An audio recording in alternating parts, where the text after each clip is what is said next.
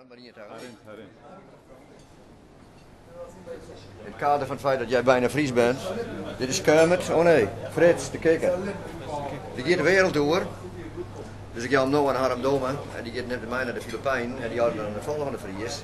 Ja, dat is die bon, hoe is het met jou, jongen? Goed, hè? Ja, oké. Nou ja, kijk, dit is Ryan McKay. Dit is met stip de lelijkste. Kan je wel zien? Otman Bakal, aardige jongen. Ja. Dit is het weekend met Duro. Het weekend is ja, wat wil ik zeggen? Is een karaktervent. Pak hem met de oren. Nou, dit is Erik Pieters, die is nog niet droog achter de oren, dus die was met de oren. Zo, Utrechter. En dit is Dirk Marcellus. Je maar even op zetten. Zo, Dirk Marcellus. En dit is Piet, beter is er niet. Hij is zo gek als een cent, maar goed, voor de rest prima vent. Zo, nou. En dit is Kees. Kees is een Noord-Hollander, een beetje nuchter. Hij speelt het ook wel eens. Aardig. Nou. Babel komt hier. Er naast staan. Dit is voor jouw film, Babel. Dit is Ryan Babel. En die Brian Babel praat Fries. Fries? Ja, goed zo. Ze is een goeie. Ze is een goeie, goed hè? Ze is een goeie. Dat is een hele goeie. Ja, oké, hele goeie. Hele goeie. Ja, oké, dank u wel, hè. Snel, kom eens hier. Rio.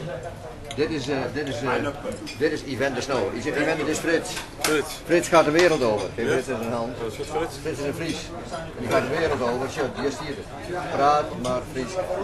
Weet je wat dat betekent? Ja, wat betekent Praat maar Fries. Dus het is die vrije, zeg zo in het Fries.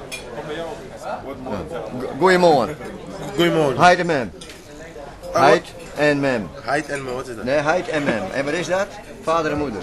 Heid en mem. Heid en mem. Heid en mem. En paak en beppen? Paak en beppen? Grootvader en grootmoeder. Ja. Leuk hè? Paak Ja. en beppen. Mooie taal hè? Heid en Oké. Dan gaan we ook naar Roysten. Zo Roysten in Klieren. Klieren. Als je Roysten tegenkomt, dan kom je ook een laptop tegen. Oh nee, dan kom je een Walkman tegen. En dan zeg je, hey Roysten. En dan verstaat hij je niet. En zo. Maar Roysten is eigenlijk wel de beste kerel. Nou.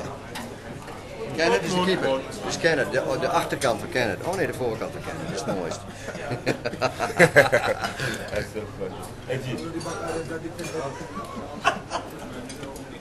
Kelvin die woont in Squadroord in Heerenveen. Ja, linksback van Heerenveen. Nou, de meesten die kennen hem wel. Het is een goeie Kelvin. Goeie. Oké, prima jongen. Mooi. Nou, leer jou hè?